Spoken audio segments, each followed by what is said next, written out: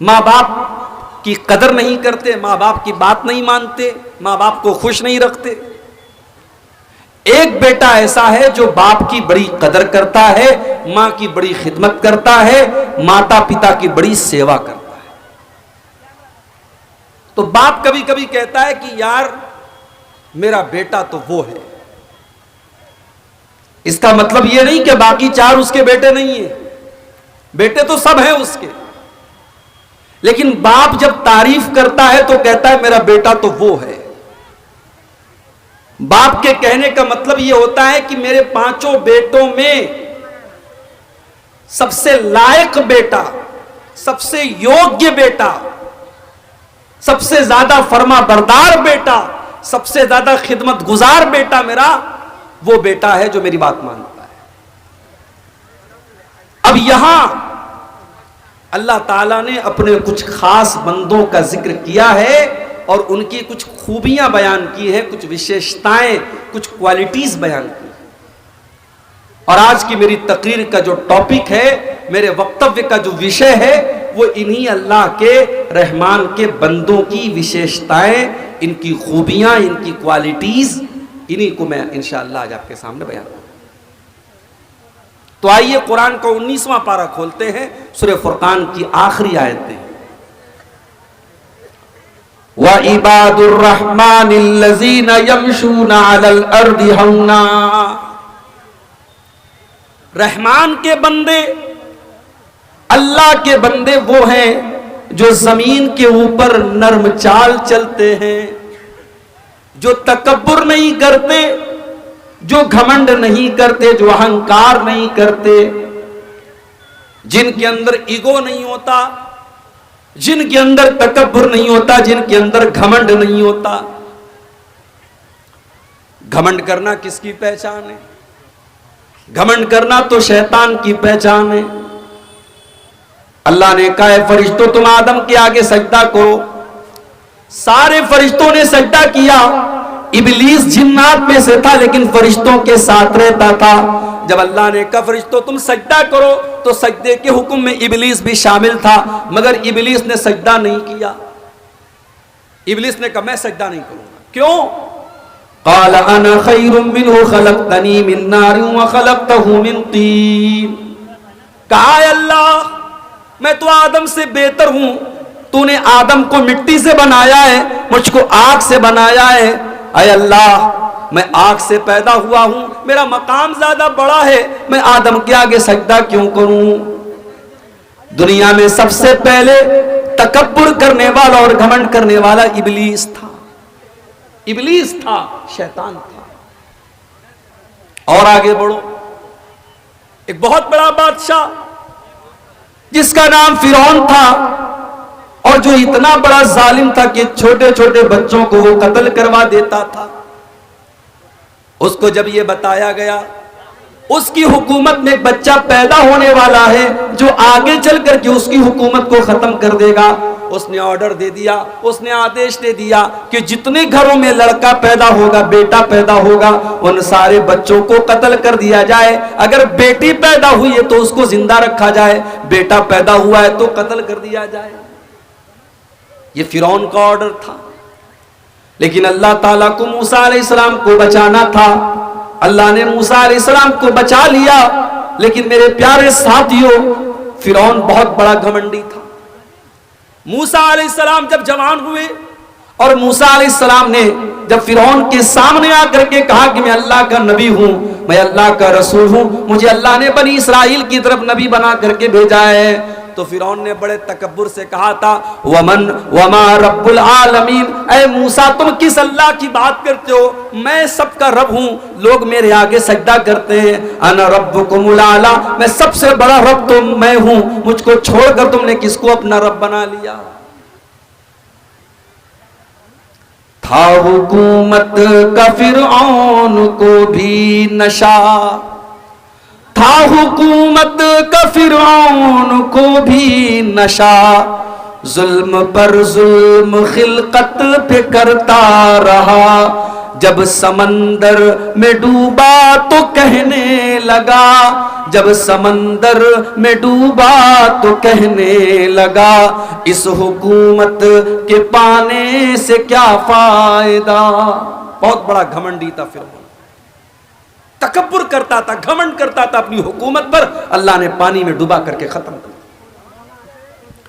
تکبر کرنے والوں کا انجام کبھی بڑا اچھا نہیں ہوا میرے بھائی۔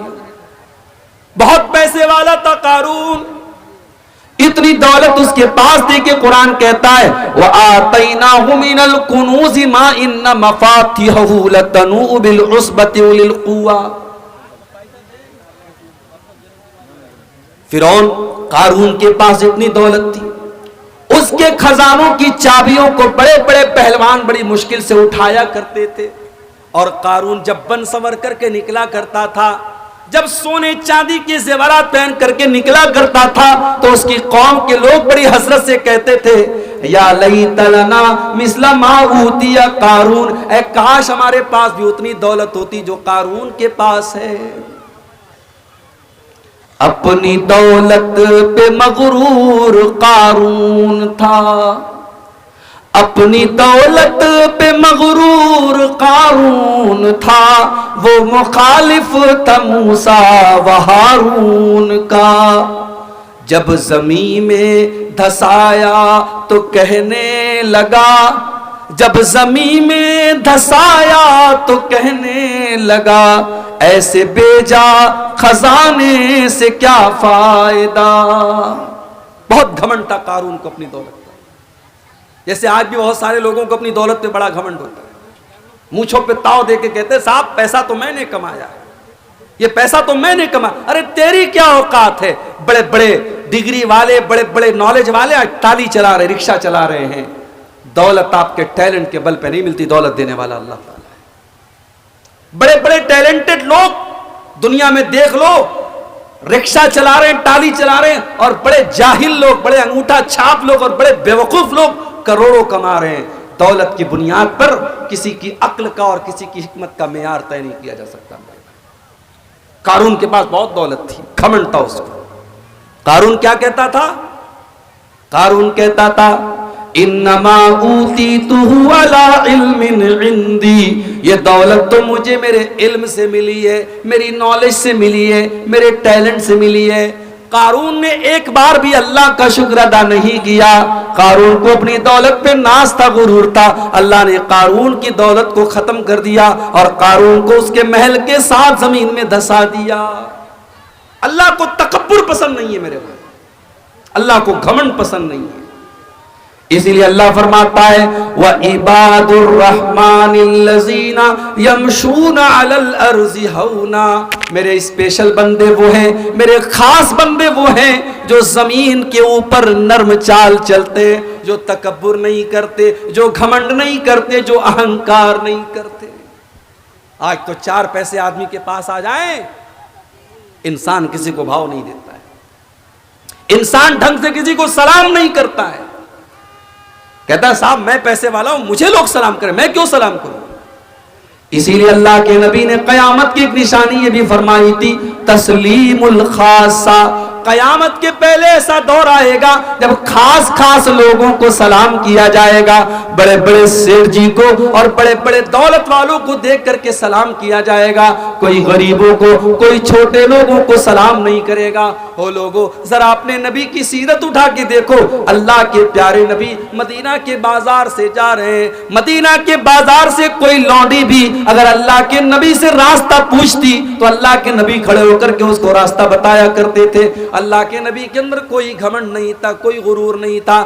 اللہ کے پیارے نبی چھوٹے چھوٹے بچوں سے ملا کرتے تھے تو سلام کیا کرتے تھے، بچوں کے ساتھ لاڈ اور پیار کیا کرتے تھے۔ جب آپ صحابہ کے ساتھ چلا کرتے تھے آپ کبھی اپنے ہاتھ کو نمایاں کر کے نہیں چلتے تھے۔ صحابہ کے بیچ میں کوئی سمجھ نہیں سکتا تھا کہ رسول اللہ کون ہے، اللہ کے نبی کون ہے۔ آپ کے دروازے پر کوئی ڈور مین نہیں تھا، کوئی دربان نہیں تھا، اور آپ جب صحابہ کے ساتھ بیٹھتے تھے کسی اونچی کرسی پر اور کسی اونچے تخت پر نہیں بیٹھتے تھے بلکہ صحابہ کرام کے ساتھ گھل مل کر کے بیٹھا کرتے تھے۔ تو تکبر کربے نہ، اہنکار کربے نہ، اللہ تعالیٰ کو اہنکار اور تکبر پسند نہیں ہے. اللہ کے نیک بندوں کی پہچان یہ ہے الذین یمشون علی الارض ہونا، وہ زمین پہ نرم چال چلتے ہیں. ان کی چال بتا دیتی ہے کہ یہ اللہ کے نیک بندے ہیں. ان کی چال میں اکڑ نہیں ہوتی، ان کی چال میں تکبر نہیں ہوتا، ان کی چال میں غرور نہیں ہوتا. اچھا اب یہاں ایک آپ کی نالج کی ایک بات بتا دوں آپ. تکبر کا مطلب کیا ہوتا ہے؟ اپنے آپ کو بڑا سمجھنا. تکبر کا اپوزٹ کیا ہوتا ہے؟ تکبر اردو کا لفظ ہے. تکبر کا مطلب اپنے آپ کو بڑا سمجھنا. تکبر کا الٹا ہوتا ہے، اس کا اپوزٹ ہوتا ہے تواضع، اپنے آپ کو چھوٹا سمجھنا. تو اپنے آپ کو چھوٹا سمجھو. بھائی تم ہو کیا؟ تمہاری اوقات کیا ہے؟ انک لن تخرق الارض ولن تبلغ الجبال طولا. تم زمین کو پھاڑ نہیں سکتے، تم پہاڑ پہ چڑھ نہیں سکتے. تو اکڑ کر کے کیوں چل رہا ہے انسان؟ تو اپنی پیدائش کے اوپر غور کر. ایحسب الانسان ان یترک سدی الم یک نطفۃ من منی یمنی. اے انسان، ایک حقیر پانی کے قطرے سے اللہ نے تجھ کو پیدا کیا ہے. تو حقیر پانی کے قطرے سے، تو مٹی سے پیدا ہوا ہے. تو تکبر کیوں کرتا ہے؟ تو اہنکار کیوں کرتا ہے؟ اللہ نے فرمایا وَلَا تَمْشِ فِي الْأَرْضِ مَرَحًا، زمین میں اکڑ کر کے نہ چلنا. إِنَّكَ لَن تَخْرِقَ الْأَرْضَ، نہ تو تم زمین کو پھاڑ سکتے ہو. وَلَن تَبْلُغَ الْجِبَالَ طُولًا، اکڑ کر کے چلو گے تو پہاڑ پہ نہیں چلے جاؤ گے اور زمین کو پھاڑ نہیں دو گے. لہٰذا اکڑ کر کے نہ چلا کرو. اسی لیے حضرت لقمان اپنے بچے سے کہتے ہیں وَلَا تُصَعِّرْ خَدَّكَ لِلنَّاسِ وَلَا تَمْشِ فِي الْأَرْضِ مَرَحًا. اے میرے بیٹے، جب تو لوگوں سے ملا کر تو گال پھلا کر کے نہ ملا کر، گھمنڈ کے ساتھ نہ ملا کر. اور اے میرے بیٹے، تو زمین میں اکڑ کر کے نہ چلا کر. ان اللہ لا يحب كل مختال فخور، اللہ تعالیٰ کسی گھمنڈی کو، کسی اہنکاری کو پسند نہیں کرتا. تو تواضع پیدا کرو، نرمی پیدا کرو. نرمی پیدا کرو گے اللہ عزت دے گا، اللہ عزت دے گا. اور دنیا میں بڑے بڑے جتنے سیلیبریٹی لوگ ہیں، آپ ان کی حالات آپ دیکھیے. جو اپنے آپ کو بڑا گھمنڈی بنتے تھے اور بہت بڑا سمجھتے تھے، وہ دنیا میں برباد ہو گئے. اور جو ڈاؤن ٹو ارتھ رہتے تھے، جو اپنے آپ کو چھوٹا سمجھتے تھے، آج بھی دنیا ان کی عزت کرتی ہے. اسی لیے اللہ کے نبی فرماتے ہیں ما تواضع احد للہ الا رفعہ اللہ. جو اللہ تعالیٰ کے لیے اپنے آپ کو چھوٹا سمجھتا ہے، اللہ اس کو اور بلندی دیتا ہے، اللہ اس کو اور اونچا مقام دیتا ہے. تو اب آپ کو نوٹ کرنا ہے. پہلی بات میں نے کیا بتائی؟ اللہ کے اسپیشل بندوں کی پہلی پہچان کیا بتائی؟ وہ تکبر نہیں کرتے، وہ زمین پہ نرم چال چلتے. ایک چیز ہو گئی. اب آگے بڑھتے ہیں. وَإِذَا خَاطَبَهُمُ الْجَاهِلُونَ قَالُوا سَلَامًا. اور اللہ کے اسپیشل بندوں کی دوسری پہچان یہ ہے، جب جاہل ان کے منہ لگتے ہیں تو وہ سلام کہہ کر کے آگے بڑھ جاتے ہیں. وہ جاہلوں سے بحث نہیں کرتے، وہ جاہلوں سے ڈیبیٹ نہیں کرتے. بھائی بحث کرو، جس کے بارے میں یہ بتاؤ کہ یہ بات مان لے گا. صحیح بات پیش کریں گے، دلیل پیش کریں گے، قرآن پیش کریں گے، حدیث پیش کریں گے، سامنے والا میری بات مان لے گا. اور جس کے بارے میں یہ پتا ہو ہم دلیل پر دلیل پیش کریں، وہ ماننے والا نہیں ہے، کٹ حجت ہے، جاہل ہے، تو وہاں ٹائم ویسٹ نہ کرو. وَإِذَا خَاطَبَهُمُ الْجَاهِلُونَ قَالُوا سَلَامًا. جب جاہل ان کے منہ لگتے ہیں تو سلام کہہ کے آگے بڑھ جاتے ہیں. اللہ کے نبی کے پاس کچھ یہودی آئے، انہوں نے کہا السلام علیکم. السلام علیکم نہیں کہا، بلکہ کیا کہا؟ السلام علیکم. السلام علیکم کا مطلب ہوتا ہے تم پر سلامتی ہو، اور السلام علیکم کا مطلب تم پر موت آئے، تم ہلاک ہو جاؤ، تم نشٹ ہو جاؤ، تم برباد ہو جاؤ. انہوں نے اللہ کے نبی کو السلام علیکم کہا. انہوں نے اللہ کے نبی کے اوپر بد دعا کی، انہوں نے اللہ کے نبی کے اوپر غلط جملہ کہا. پیارے نبی کے کانوں میں یہ جملہ پڑا، اور آپ کی پیاری بیوی اور ہم سب کی پیاری ماں اماں عائشہ کے کانوں میں یہ جملہ پڑا. اما عائشہ اللہ کے نبی سے بہت محبت کرتی تھی، اپنے نبی کو بہت چاہتی تھی. ایک تو نبی تھے اور دوسرے ان کے شوہر بھی تھے، اور بیوی کی تو ذمہ داری ہے کہ شوہر کی عزت کرے، شوہر کا سمان کرے. جو بیوی ساری دنیا کی نیکی کا کام کرے، روزہ نماز کرے اور قرآن کی تلاوت کرے، اگر اپنے پتی کا، اپنے شوہر کا سمان نہ کرے، اس کی عزت نہ کرے، اس کی خدمت نہ کرے، وہ بیوی اچھی بیوی نہیں ہو سکتی، وہ جنت میں نہیں جا سکتی. میری ماں بہنوں، جنت میں نہیں جا سکتی. خوب نماز پڑھے، خوب روزہ رکھے، اگر اپنے شوہر کی عزت نہیں کرتی، شوہر کا احترام نہیں کرتی، شوہر کو سمان نہیں دیتی، وہ جنت میں نہیں جا سکتی. اسی لیے اللہ کے نبی فرماتے اذا صلت المرأة خمسها وصامت شهرها وأطاعت زوجها وأحسنت فرجها. جو عورت 4 کام کر لے، 5 ٹائم کی نماز پابندی سے پڑھے، رمضان کا روزہ رکھے، اپنے شوہر کی اطاعت کرے اور اپنی عزت و آبرو کی حفاظت کرے، جو عورت یہ 4 کام کر لے گی، اللہ کے نبی فرماتے ہیں دخلت من ابواب الجنت شات، وہ جنت کے جس دروازے سے چاہے وہ جنت میں چلی جائے گی، اس کو جنت میں جانے سے کوئی نہیں روک سکتا. میری پیاری ماں بہنوں، اپنے شوہروں کی عزت کیا کرو، کبھی اپنے شوہر کی برائی نہ کیا کرو، کبھی اپنے شوہروں کو ذلیل نہ کیا کرو. اما عائشہ کے کانوں میں جملے پڑ گئے، میرے نبی کو، میرے شوہر کو، میرے سرتاج کو انہوں نے بددعا دی ہے، ان یہودیوں نے گالی دی ہے. اما عائشہ فوراً جوش میں آتی ہیں، بڑے غصے میں آتی ہیں اور کہتی ہیں وعلیکم السلام واللعنت، اے یہودیو، اللہ کی لعنت ہو تمہارے اوپر، تم مر جاؤ، تم ختم ہو جاؤ، تم نشٹ ہو جاؤ، تم میرے نبی کے لیے بددعا کر رہے ہو. اے یہودیو، تم برباد ہو جاؤ، تم ختم ہو جاؤ. اللہ کے پیارے نبی اپنی پیاری بیوی کو اتنے غصے میں دیکھتے ہیں، آپ کہتے ہیں محلن یا عائشہ، اے عائشہ اتنے غصے میں نہ آؤ، اے عائشہ نرمی سے کام لو. ان اللہ یحب الرفق فی الامر کلہ، اے عائشہ اللہ تعالیٰ نرمی کو پسند کرتا ہے، ہر چیز میں نرمی پسند کرتا ہے. اے عائشہ تم اتنے غصے میں نہ آیا کرو. اما عائشہ نے کہا اللہ کے نبی کیا آپ نے نہیں دیکھا انہوں نے کتنا برا بھلا آپ کو کہا، انہوں نے السلام علیکم نہیں کہا بلکہ السلام علیکم کہا.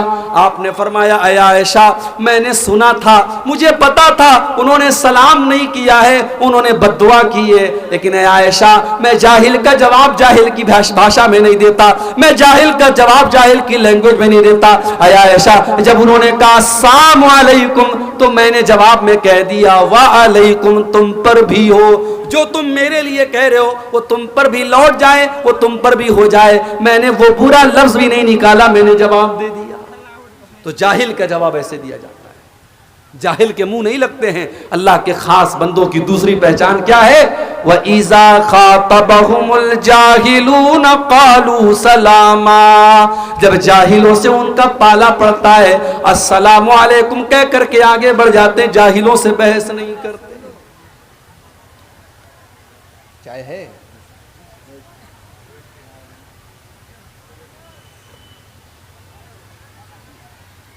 جاہل کس کو کہتے ہیں پتہ ہے؟ ضروری نہیں کہ جاہل وہی آدمی جو پڑھا لکھا نہ ہو، پڑھا لکھا بھی جاہل ہوتا ہے بھائی. ایک جاہل ہمارے پڑوسی ملک میں ہے، بڑا بہت اونچی ٹوپی پہنتا ہے، وہ بہت بڑا علامہ اس کو لوگ کہتے ہیں. وہاں ابھی اس کی ایک کلپ میں نے سنی انٹرنیٹ پر، اس سے پوچھا گیا کہ اللہ کے نبی نے قبر کو پکا کرنے سے منع کیا ہے، آپ قبر کو پکا کرنے سے اللہ کے نبی نے منع کیا ہے، اس حدیث کے بارے میں آپ کا کیا کہنا ہے؟ بالکل کلیئر حدیث اللہ کے نبی کی، نہا ان یجسس القبر، اللہ کے نبی نے قبر کو پکا کرنے سے منع کیا ہے. اب وہ علامہ صاحب کیا جواب دیتے ہیں؟ کہتے دیکھو قبر کس کو بولتے ہیں؟ قبر تو اس گڈھے کو بولتے ہیں جس میں مردے کو دفنایا جاتا ہے، اور قبر کے اوپر کا جو حصہ ہوتا ہے اس کو قبر نہیں بولتے، اس کو تعویذ بولتے ہیں. کہا کہ نیچے کا حصہ کچا ہونا چاہیے، نیچے کا حصہ مٹی کا ہونا چاہیے، اوپر پکا کر دو، پتھر لگا دو، ماربل لگا دو، ٹائلز لگا دو، کوئی حرج نہیں ہے، نیچے کچا ہونا چاہیے. اور اس طریقے سے انہوں نے اپنی پبلک کو بیوقوف بنا دیا اور پبلک نے نعرہ لگا دیا. میرے بھائیوں یہ پڑھے لکھے جاہل ہیں، جب ایسے جاہلوں سے آپ کا پالا پڑے تو آپ سلام کہہ کر کے آگے بڑھ جائیں. تو یہ دو چیزیں ہوں گی. پہلی چیز اللہ کے خاص بندے زمین پر نرم چال چلتے ہیں, اور دوسری چیز کیا ہے, جب جاہلوں سے ان کا پالا پڑتا ہے تو سلام کہہ کر کے آگے بڑھ جاتے ہیں. بوجھتے پارین, سمجھ میں آ رہی نا بات میری؟ چلیے آگے بڑھتے. تیسری چیز والذین یبیتون لربہم سجدا وقیاما, اور اللہ کے خاص بندوں کی تیسری پہچان یہ ہے, جب وہ رات ہوتی ہے, جب دنیا اپنے بستر پر آرام کرتی رہتی ہے, وہ اللہ کے بندے اپنے آرام کو چھوڑ کر کے, اپنے بستر کو چھوڑ کر کے اللہ کی بارگاہ میں تہجد کی نماز پڑھتے ہیں, وہ قیام اللیل کرتے ہیں, وہ رات رات بھر سجدہ کرتے ہیں, وہ رات رات بھر قیام کرتے ہیں. کہاں گئے وہ نوجوان؟ وہ نوجوان کہاں گئے جن کے بارے میں قرآن کہتا ہے تتجافا جنوبہم عن المضاجع یدعون ربہم خوفا وطمعا.